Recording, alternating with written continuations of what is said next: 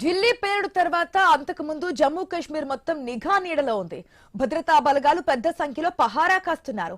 ఇలాంటి తరుణంలోనూ కొందరు ఉగ్రవాదులు స్వేచ్ఛగా రోడ్లపై తిరగడం భద్రతా బలగాలను ఉలిక్కిపడేలా చేసింది. అనంతనాగ్లోని ఒక ఏరియాలో ఇద్దరు ఉగ్రవాదులు నడుచుకుంటూ వెళ్తున్న విజువల్స్ సమీపంలోని సీసీ కెమెరాలో చిక్కాయి. ఆ విజువల్స్ కూడా మనం ఇప్పుడు స్క్రీన్ లో క్లియర్ గా చూస్తున్నాం. అవి భద్రతాధికారులు కంటపడడంతో హై అలర్ట్ ప్రకటించారు.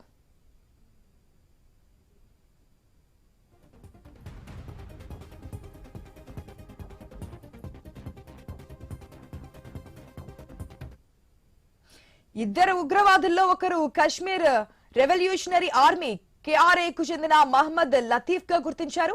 లష్కరే తోయిబాకు అనుబంధ సంస్థే KRA. కిందటి నెలలోనే లతీఫ్ KRAలో చేరినట్లుగా బలగాలు తెలుసుకున్నాయి. వెంటనే అనంతనాగ్ లోని ప్రతి ఇంటిని జల్లెడ పడుతున్నాయి బలగాలు. అనుమానితులను అదుపులోకి తీసుకుని ప్రశ్నిస్తున్నారు. సీసీ కెమెరాకు చిక్కిన రెండో ఉగ్రవాది ఎవరనేది ఆరా తీస్తున్నారు.